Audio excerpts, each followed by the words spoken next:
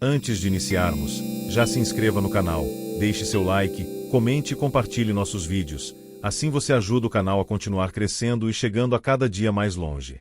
Quer ter acesso a conteúdos exclusivos? Torne-se membro e ajude nosso canal a chegar a mais pessoas. Tenha um bom susto. A farda te ensina que o maior inimigo é o cansaço. No exército, a gente aprende a temer a fadiga, o erro humano e o inimigo armado. O sobrenatural não faz parte do manual de campanha. Mas quando você é jogado no meio do nada, com um fuzil pesado e o escuro absoluto como única companhia, percebe que o regulamento militar não tem jurisdição sobre certas coisas. Meu nome é Carlos. Servi por 7 anos como sargento de infantaria. O que vou relatar me custou a carreira militar e meses de terapia. Aconteceu em 2018, em um pelotão especial de fronteira, PEF, cravado no meio da selva amazônica, na região conhecida como Cabeça do Cachorro. A Guarita 4. O PEF era um buraco no mapa. Recebíamos suprimentos por avião a cada 15 dias. A base era cercada por um alambrado alto, e além dele, havia apenas a selva primária, densa, úmida e intransitável. A pior escala de serviço era a da Guarita 4. Ela ficava no ponto mais isolado do perímetro, virada de costas para o alojamento e de frente para uma parede de árvores escuras. A regra era clara: turno de 2 horas, fuzil FAL 7.62 alimentado e travado, e ninguém, absolutamente ninguém, se aproxima sem a senha e a contrassenha do dia. Era o turno das 2 horas às 4 horas da manhã. Chovia uma daquelas tempestades amazônicas que parecem querer afogar o mundo. Eu estava sozinho na guarita de madeira, enrolado no meu poncho impermeável, segurando o fuzil contra o peito. A água batia no telhado de zinco com uma violência ensurdecedora. Por volta das 3h15, o rádio no meu ombro chiou. Apenas estática. E então, pelo meio do barulho da chuva, eu ouvi o som. O procedimento padrão. Eram passos. Mas não o som de um animal. Era o som inconfundível de coturnos militares marchando na lama funda. Selop, selop, selop. O ritmo era constante, disciplinado. Alguém estava vindo da direção da selva, pelo lado de fora do alambrado. Destravei o fuzil com um clique metálico. O coração foi parar na garganta. Garimpeiros. Guerrilheiros. Levantei o cano da arma, mirei na escuridão e gritei a plenos pulmões, seguindo o protocolo. Alto lá. Quem vem? Os passos pararam instantaneamente. O silêncio do outro lado foi cortado apenas pela chuva. Então, uma voz respondeu. Era uma voz firme, grave e autoritária. Oficial de dia. O oficial de dia era o tenente Barros, que estava de serviço na guarda. A voz era idêntica à dele. Idêntica até demais, como se fosse uma gravação de rádio sendo reproduzida na selva.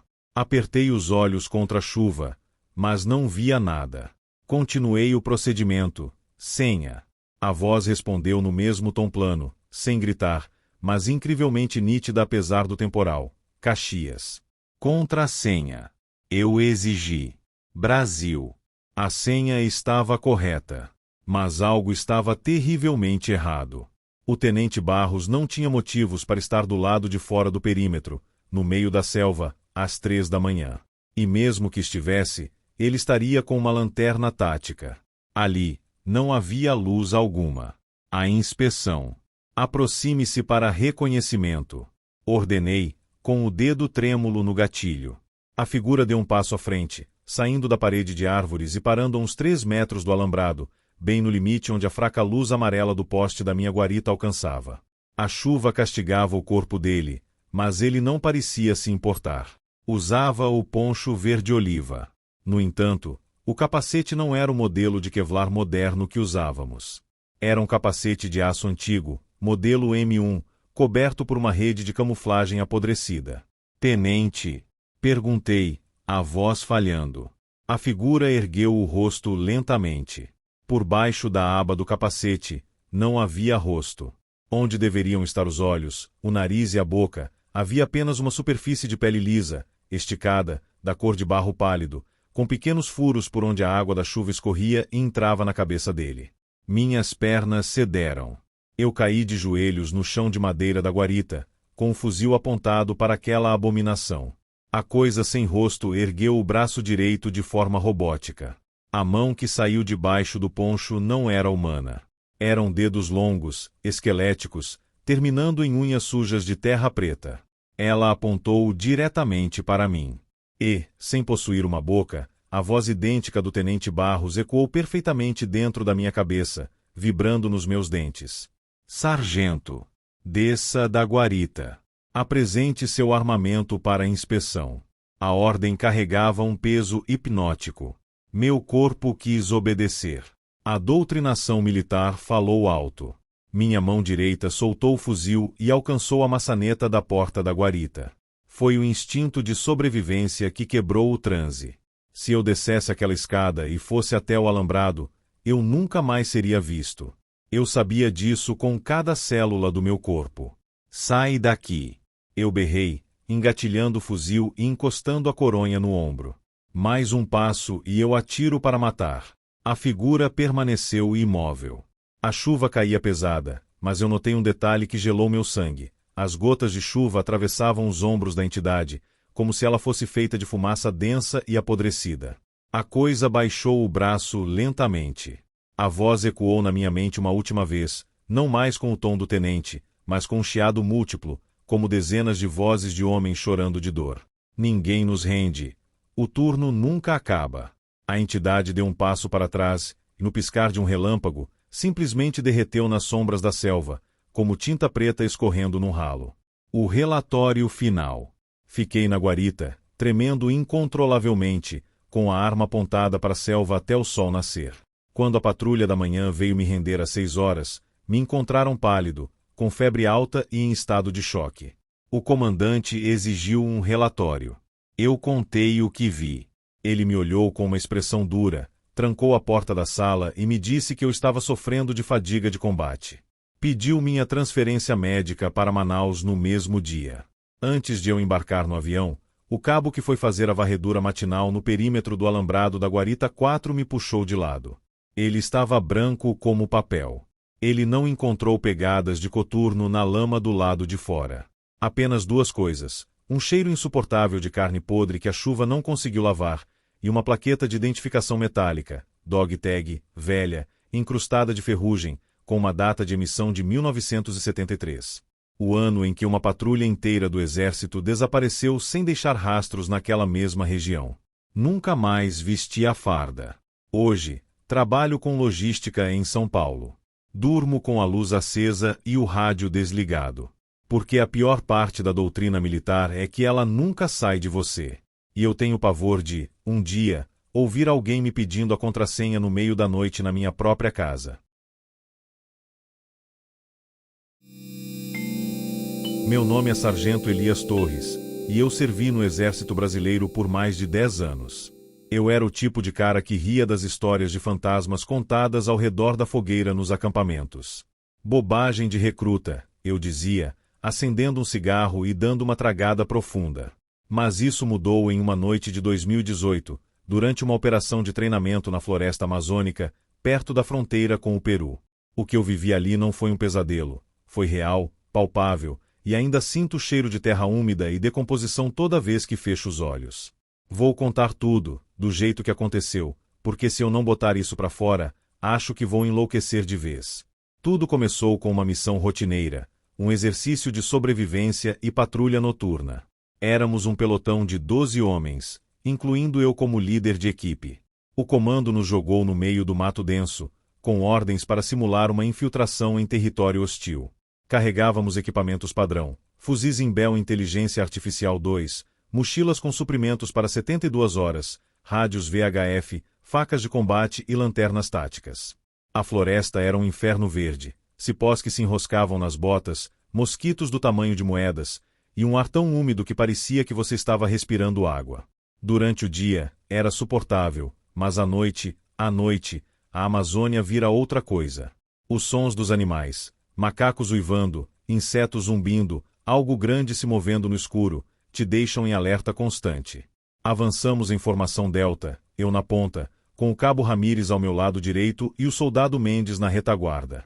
O GPS indicava que estávamos a uns 15 quilômetros da base de extração, mas o terreno era traiçoeiro, raízes expostas, riachos lamacentos e uma névoa que subia do chão como fumaça de uma fogueira apagada.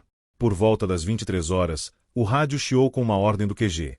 Pelotão Bravo, prossigam para coordenadas 04 graus S, 70 graus O. Relato de atividade regular na área. Mantenham silêncio rádio a menos que emergencial. Atividade irregular?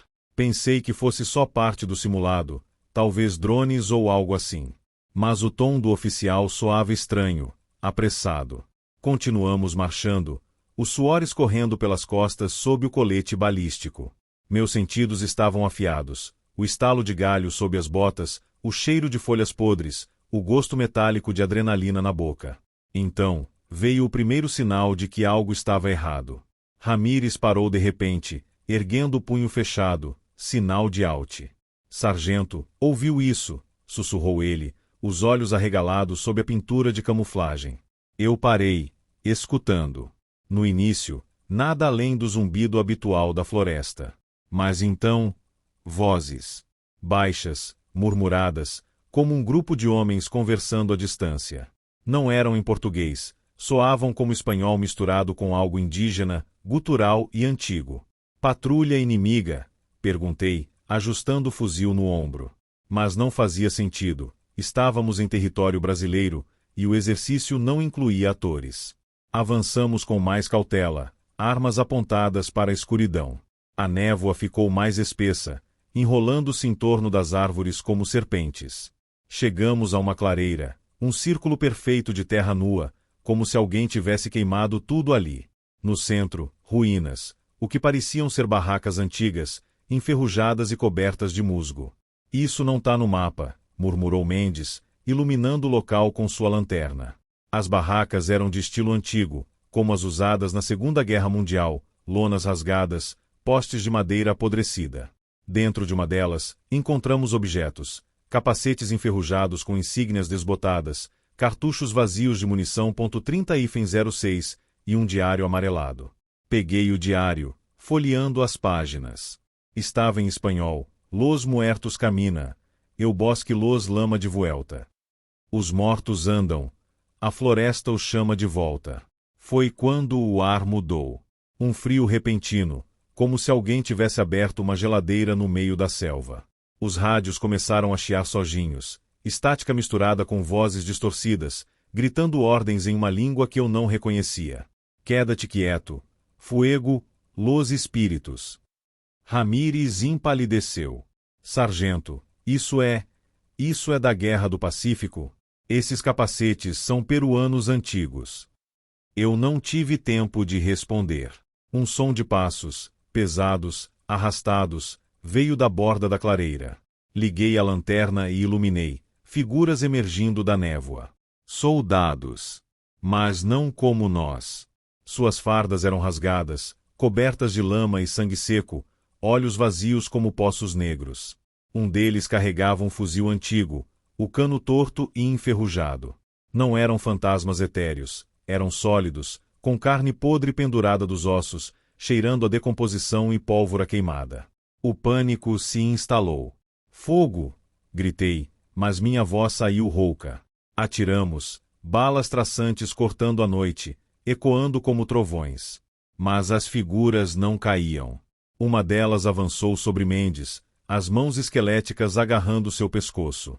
Ouvi o estalo de ossos quebrando, o gorgolejo úmido enquanto ele caía, os olhos vidrados em terror. Ramírez gritou algo incoerente e correu para o mato, mas ouvi um rugido, não humano, como um jaguar misturado com um homem agonizante, e depois silêncio. Eu corri, o coração martelando no peito, galho chicoteando meu rosto. Atrás de mim, as vozes, une-te a nós outros, eu exército de los muertos. Junte-se a nós, o exército dos mortos. Tropecei em um riacho, a água gelada encharcando minhas botas. Olhei para trás e vi eles, dezenas agora, marchando em formação, os olhos brilhando com um brilho verde espectral. Eram os perdidos da guerra antiga, soldados peruanos e brasileiros mortos em conflitos esquecidos, amaldiçoados pela floresta que engoliu seus corpos. Um deles, o que parecia ser oficial, ergueu a mão, e senti uma puxada, como se minha alma estivesse sendo arrastada para fora do corpo. Não, murmurei, atirando minha última granada. A explosão iluminou a noite, pedaços de carne podre voando, mas eles se reformavam, ossos estalando de volta no lugar. Consegui chegar à base de extração ao amanhecer, ensanguentado e delirante. Dos 12, só eu voltei. O relatório oficial disse acidente de treinamento, animais selvagens. Mas eu sei a verdade. Às noites, quando o vento sopra forte, ouço os passos marchando lá fora. Eles ainda me chamam, sargento. O exército dos mortos não esquece seus recrutas. Se você estiver lendo isso, fique longe da floresta. Ou junte-se a nós. Meu nome é Capitão Rafael Monteiro, e eu servi no Exército Brasileiro por 15 anos, a maioria deles em missões de fronteira e operações especiais. Eu era o cara que mantinha a frieza sob fogo cruzado, que ria das superstições dos recrutas sobre espíritos da mata ou almas penadas em quartéis velhos. Mas isso mudou em 2022, durante uma operação de resgate em uma antiga base militar abandonada nas Serras do Espírito Santo. O que eu vi ali não foi alucinação de estresse pós-traumático, foi real, fedendo a carne podre e ecoando com gritos que ainda me acordam suando frio no meio da noite. Vou contar do jeito que aconteceu, porque se eu guardar isso só pra mim, vai me corroer por dentro como aqueles coisas. A missão veio do alto comando. Rumores de traficantes usando a base velha de São Mateus como esconderijo para armas e drogas. A base era uma relíquia da ditadura militar, abandonada nos anos 80 depois de um incidente que nunca foi explicado. Diziam que foi um motim, mas os arquivos estavam lacrados. Éramos uma equipe de elite, eu como comandante, o Sargento Lima no suporte médico, o Cabo Souza na comunicação e mais 8 especialistas em infiltração. Equipados com fuzis Parafal 7.62, visores noturnos NVG, granadas de fragmentação e coletes Kevlar. Chegamos de helicóptero Black Hawk ao entardecer, pousando a 2 quilômetros da base para evitar detecção. O ar da serra era cortante, com cheiro de pinheiros úmidos e terra revirada, e o sol se pondo pintava tudo de um vermelho sangue que já me deu um mau pressentimento. Avançamos em silêncio, formação em V, com eu na vanguarda. A base apareceu através da névoa, muros de concreto rachados, cobertos de trepadeiras espinhosas, torres de vigia inclinadas como dentes podres. Portões enferrujados balançavam ao vento, rangendo como ossos se quebrando. Limpo até agora, sussurrou Souza pelo rádio, mas sua voz tremia um pouco. Ele era um novato, cheio de histórias de família sobre assombrações. Entramos pelo portão principal, botas pisando em cascalho coberto de musgo. O pátio central era um caos congelado no tempo. Veículos militares enferrujados, como Jeeps Willys dos anos 70, com pneus murchos e vidros estilhaçados. No centro, um mastro de bandeira torto, com farrapos do que já foi a bandeira brasileira pendurados. Foi ali que o macabro começou. Encontramos o primeiro corpo, ou o que restava dele. Não era recente. Ossos esbranquiçados, ainda com pedaços de uniforme desbotado, costurado com insígnias antigas, Exército Brasileiro, 1964. O crânio estava virado para nós, mandíbula aberta em um grito silencioso, e havia marcas de dentes humanos nos ossos das pernas. Canibalismo, murmurou Lima, agachando-se para examinar. Mas não havia sinais de animais. As marcas eram precisas, como se feitas por incisivos humanos. Meu estômago revirou, mas ordenei prosseguir. Entramos no prédio principal, um quartel de 2 andares com corredores escuros e cheiro de mofo misturado a algo metálico, como sangue velho. Ligamos os visores noturnos, o mundo virando um verde fantasmagórico. No primeiro andar, salas vazias, mesas viradas, papéis amarelados espalhados, com relatórios datados de 1975 falando de experimentos de interrogatório avançado. Subimos as escadas rangentes, e ouvi o primeiro som, um sussurro, como vozes abafadas atrás das paredes. Vocês ouviram? Perguntei, erguendo o fuzil. Os homens negaram, mas seus olhos diziam o contrário. No segundo andar, o corredor levava a uma sala de detenção, celas com grades enferrujadas, e dentro delas, sombras que se moviam. Não era ilusão ótica, eram figuras humanas, magras como esqueletos, vestindo uniformes rasgados, arrastando correntes invisíveis pelo chão de concreto rachado. Um deles se virou para nós, um soldado, ou o que restava de um. Sua pele era cinzenta, esticada sobre ossos, olhos afundados brilhando com um brilho amarelado, como pus iluminado. A boca se abriu, revelando dentes afiados, irregulares, e um gemido saiu: dor, fome, junte-se. Não era português moderno, soava arcaico, como um eco de torturas passadas. Atirei 3 tiros no peito, o som ecoando como um trovão no confinamento. Mas ele não caiu. Em vez disso, o corpo se contorceu, carne se regenerando ao redor dos buracos, fumegando com um cheiro de enxofre e decomposição. Os outros nas celas acordaram, dezenas deles, surgindo das sombras, mãos ossudas estendendo-se pelas grades, unhas pretas arranhando o metal. O pânico explodiu. Souza gritou e abriu fogo, balas ricocheteando nas paredes. Um dos seres agarrou Lima pelo braço, puxando-o para dentro da cela. Ouvi o estalo de carne sendo rasgada, o grito gorgolejante enquanto ele era devorado vivo, não como zumbis de filme, mas com uma fome sobrenatural, olhos fixos em mim como se me reconhecessem. Traidores, eternos. Murmuravam em uníssono, vozes se sobrepondo como um coro de almas condenadas. Eram os prisioneiros da ditadura, torturados e mortos ali, amaldiçoados a vagar como um exército de famintos, possuídos por um mal que a base havia despertado, talvez rituais ocultos dos interrogadores, ou algo mais antigo, enterrado na serra. Corri, abandonando formação, granadas explodindo atrás de mim, iluminando vislumbres de horrores, corpos se fundindo, ossos se rearranjando em formas grotescas, como soldados híbridos de homem e sombra. Senti garras roçando minha nuca, um frio que penetrava o colete, como se minha alma estivesse sendo sugada. Saí da base tropeçando, o rádio chiando com estática misturada a risadas dementes. Dos 10, só eu e mais um sobrevivemos, arrastando-nos até o ponto de extração. O relatório oficial? Emboscada de traficantes, baixas por fogo inimigo. Mas eu sei, aqueles seres ainda estão lá, esperando o próximo pelotão. Às vezes, no silêncio da noite, sinto a fome deles, uma coceira na mente, um chamado para voltar e me juntar ao exército dos condenados. Se você é militar, Márcio, fique longe de lugares abandonados. Ou eles te encontrarão primeiro. No exército, a matemática é a sua bússola mental. Você conta as balas no carregador, os dias que faltam para a baixa, os passos em uma marcha e, acima de tudo, você conta os seus homens.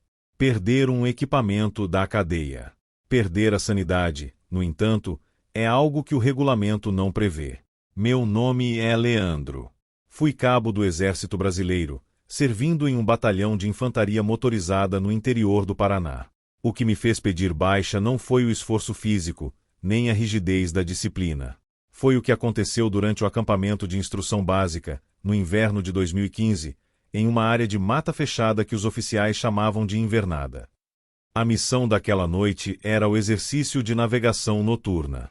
A regra era brutal. Equipes de exatamente 6 homens seriam soltas no meio da floresta, de madrugada, sob um frio de lascar os ossos. Tínhamos apenas uma bússola, um mapa topográfico e um azimute a seguir. Luzes eram estritamente proibidas. Falar era proibido. A escuridão sob a copa dos pinheiros era tão espessa que não conseguíamos ver a própria mão na frente do rosto. A única forma de não nos perdermos era a formação em fila indiana. Cada homem devia segurar firmemente a alça da mochila do companheiro da frente. Eu fui designado como serra-fila, o último homem da equipe. Minha função era garantir que ninguém ficasse para trás. Nós éramos 6. Eu tinha certeza absoluta desse número. Marchamos por quase 2 horas no breu total, guiados apenas pelo tato e pelo instinto. O mato molhado ensopava nossos coturnos, e a exaustão já cobrava o preço. Foi quando a topografia do terreno mudou. Começamos a descer uma ravina íngreme e o ar esfriou de forma antinatural. A umidade transformou-se em uma névoa rala e gelada que grudava na pele. O cheiro da mata úmida desapareceu. Em seu lugar, o ar foi tomado por um odor adocicado e nauseante, uma mistura de terra de cemitério, iodo e sangue pisado. Continuei segurando a alça da mochila do recruta à minha frente, o soldado Mendes. No entanto, A textura do equipamento sob os meus dedos começou a parecer diferente. Nossas mochilas eram feitas de nylon moderno, mas o que eu segurava agora era áspero, como uma lona grossa e antiquada, completamente encharcada e dura de frio. Achei que o cansaço estivesse confundindo meus sentidos. Para garantir que estávamos todos ali, iniciei o procedimento padrão de checagem silenciosa. Apertei o ombro do homem à minha frente 2 vezes. Ele deveria passar o toque para frente, e o primeiro homem enviaria o sinal de volta. O sinal demorou a retornar. Quando voltou, a contagem tátil percorreu a fila até chegar a mim. 1, 2, 3, 4, 5, 6, e o meu ombro foi tocado. Senti um soco no estômago. Eu era o 6º homem. Se o meu ombro foi tocado, significava que havia 7 pessoas na nossa fila. Parei de andar instantaneamente. Minhas pernas travaram. O homem cuja mochila eu segurava também parou. O restante da equipe continuou a marcha, distanciando-se de nós no escuro. Eu estava sozinho na retaguarda com algo que não pertencia ao meu grupo. O silêncio era absoluto. A figura à minha frente não respirava. Não havia o movimento de expansão do tórax, nem o tremor do frio que todos nós sentíamos.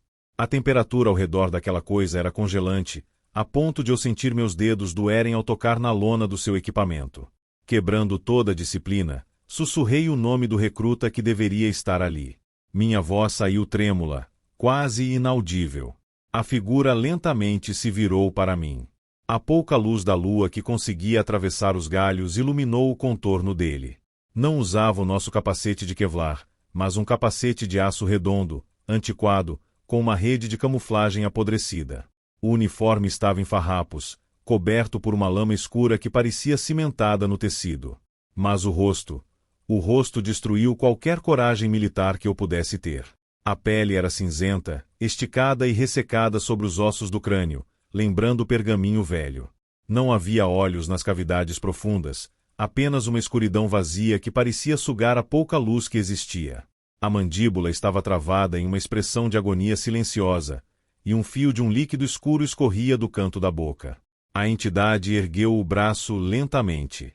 A mão enluvada em couro corroído apontou para as profundezas da ravina, fora da nossa rota estabelecida. A mensagem não precisou ser dita em voz alta. A pressão na minha mente me dizia que ele queria que eu o seguisse para a escuridão. O pânico substituiu o treinamento. Arranquei a lanterna tática do colete, ignorei as regras e acendi a luz branca com força máxima diretamente no rosto da figura. O feixe de luz cortou a névoa. Não havia ninguém ali. Apenas as árvores e o chão de terra úmida. Girei a lanterna desesperadamente para frente, buscando minha equipe. Apontei o facho de luz para o fundo da ravina. Meus 5 companheiros estavam a cerca de 30 metros de distância, caminhando a passos largos, de mãos dadas nas mochilas uns dos outros. Eles marchavam cegamente em direção à beira de um precipício de pedra calcária, com uma queda de mais de 20 metros. E na frente do nosso homem-ponto, liderando a fila, havia a silhueta daquele mesmo soldado de lona velha, puxando-os para o abismo. Gritei com toda a força dos meus pulmões, mandando que parassem imediatamente. O grito quebrou o transe deles. O primeiro homem da fila parou a menos de um passo da beirada do precipício, caindo de joelhos no chão ao perceber onde estava. Corri até eles, iluminando o perímetro inteiro. A silhueta alta que os guiava havia desaparecido sem deixar rastro. Ficamos agrupados ali até o amanhecer, com as lanternas acesas e os fuzis destravados, suportando o frio. Quando a luz do sol finalmente revelou o terreno, vimos a beirada do desfiladeiro. Pendurada em uma raiz exposta na rocha, exatamente no ponto onde a entidade havia desaparecido, encontramos uma plaqueta de identificação militar. Estava verde de tão oxidada, com um número de registro que nosso batalhão não usava desde a década de 70. No relatório oficial, o sargento responsável anotou que nossa equipe sofreu desorientação espacial devido à neblina e ao cansaço extremo. Nós 6 assinamos o documento sem contestar. No Exército, você não relata o impossível. Mas até hoje, mesmo dormindo no conforto e na segurança do meu apartamento, eu acordo no meio da noite com o suor frio escorrendo pelo rosto. Sento na cama e fico no escuro, apavorado com a sensação persistente de que, se eu esticar a mão sob as cobertas, vou sentir a textura grossa e gelada daquela mochila de lona velha. Meu nome é Tenente Coronel Adriana Silva, e eu servi no Exército Brasileiro por quase 20 anos, comandando unidades de infantaria e operações antiterrorismo. Eu era oficial do Urona, a que descartava lendas urbanas como assombrações em quartéis como besteira para assustar novatos. Foco no real, soldados, eu dizia, ajustando o coldre do meu Taurus PT-92. Mas isso desmoronou em 2024, durante uma operação de segurança em um antigo forte abandonado no litoral de Pernambuco, perto de Olinda. O que eu presenciei ali não foi delírio de fadiga, foi palpável, com cheiro de sal misturado à podridão, e ecos de tiros que ainda ressoam nos meus pesadelos. Vou relatar tudo como vivi, porque se eu não expelir isso, vai me consumir como aqueles. Demônios consumiram meus homens. A ordem veio do alto escalão, investigar relatos de atividade suspeita no Forte de São Francisco, uma relíquia do século XVII, abandonada desde os anos 50 após um incêndio misterioso. Diziam que era usado por contrabandistas de armas, mas os drones de reconhecimento mostravam só ruínas, muralhas de pedra erodidas pelo mar, canhões enferrujados apontando para o Oceano Atlântico e vegetação rasteira invadindo os pátios. Éramos uma equipe de 9, eu no comando, o Sargento Oliveira como atirador de elite, a Cabo Neves na inteligência e o resto especialistas em CQB, combate em ambientes confinados. Armados com fuzis inteligência artificial 2 modernizados, pistolas Glock 19, visores térmicos FLIR e drones portáteis para varredura. Desembarcamos de lancha ao anoitecer, o mar agitado batendo nas rochas, salpicando sal na cara. O ar era pesado, com cheiro de algas podres e um vento úmido que penetrava o uniforme camuflado. Avançamos pelo portão principal, que rangia como unhas em lousa ao ser forçado. O forte era um labirinto, corredores estreitos de pedra úmida, salas abobadadas com ecos de ondas distantes, e masmorras subterrâneas onde os colonos portugueses torturavam indígenas e escravos. Limpo no perímetro, reportou Oliveira pelo fone de ouvido, seu rifle MK-20 apontado para as sombras. Mas algo estava errado desde o início. Os visores térmicos piscavam com assinaturas de calor erráticas, formas humanas que apareciam e sumiam, como se o equipamento estivesse falhando. Bateria baixa? Perguntei, mas Neves checou, tudo operacional.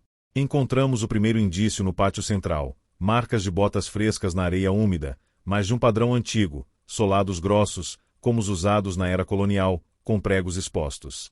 Descemos para as masmorras, lanternas táticas cortando a escuridão densa. O ar ali embaixo era sufocante, cheirando a mofo e algo orgânico, como carne deixada ao sol. Nas celas, correntes enferrujadas penduradas nas paredes, e nas pedras, gravuras antigas, símbolos indígenas misturados com cruzes invertidas, como se fossem rituais de vingança. Foi quando ouvimos os sussurros, baixos, em um português arcaico misturado a tupi, sangue pelos invasores, a maré traz os mortos. Neves empalideceu, sua mão tremendo no tablet. Tenente, o drone captou o movimento, figuras no nível inferior. Enviamos o drone. A câmera mostrou sombras alongadas, movendo-se em formação militar, como uma patrulha. O horror se materializou quando chegamos à câmara principal, uma sala circular com um poço central, supostamente usado para execuções. As figuras surgiram das trevas, soldados ou espectros deles. Vestiam uniformes coloniais rasgados, casacas vermelhas desbotadas pelo tempo, tricórnios amassados sobre crânios expostos. Seus rostos eram máscaras de decomposição, pele cinzenta pendurada em tiras, olhos vazios preenchidos por um brilho azulado, como reflexo do mar em ossos. Não eram transparentes como em filmes, eram corpóreos, com carne que gotejava uma gosma escura, cheirando a salmoura e putrefação. Um deles, que parecia um capitão, ergueu uma espada enferrujada, a lâmina ainda manchada de sangue seco. Traidores da coroa, juntem-se à guarnição eterna, rosnou, a voz ecoando como ondas quebrando em rochas. Atiramos, rajadas controladas, balas 5.56 perfurando torsos, estilhaçando ossos. Mas eles não sangravam. Em vez disso, os buracos se fechavam com um som úmido, como carne se regenerando, e fragmentos de osso voando de volta ao lugar como atraídos por um ímã invisível. Um agarrou Neves pela gola, suas unhas pretas cravando na carne dela. Ouvi o estalo de vértebras, o grito abafado enquanto ele a arrastava para o poço, os olhos dela se vidrando em terror absoluto. Possessão! Gritou Oliveira, lançando uma granada de flaba. A explosão iluminou a sala. Dezenas deles agora, emergindo das paredes como se o forte os vomitasse, soldados portugueses mortos em rebeliões indígenas, amaldiçoados por rituais antigos, transformados em um exército sobrenatural que devorava almas para se sustentar. Senti a puxada, uma frieza invadindo meu peito, como se minha essência fosse sugada para aqueles olhos azuis. Um deles me tocou, e flashes vieram, visões de torturas, afogamentos no poço, almas presas em um ciclo de vingança contra os vivos. Corri escadas acima, abandonando o protocolo, tiros ecoando atrás de mim enquanto os homens caíam um a um, corpos possuídos se virando contra nós, olhos brilhando com o mesmo azul demoníaco. Saí para o pátio, o mar rugindo como um coro de almas, e chamei extração por rádio, Mayday, hostis sobrenaturais. Mas o sinal chiava com risadas antigas. Dos 9, só eu escapei, arrastando-me para a lancha com feridas que não cicatrizam direito, marcas de garras que coçam a noite. O relatório oficial? Ataque de milícia local, baixas por armadilhas. Mas eu sei, aqueles soldados ainda guardam um forte, esperando reforços. Nas noites de lua cheia, quando o mar sobe, ouço as marchas ecoando na minha mente. Eles me chamam Tenente. O exército dos amaldiçoados não libera seus recrutas. Se você valoriza sua sanidade, Márcio, evite lugares históricos. Ou eles te recrutarão para a eternidade.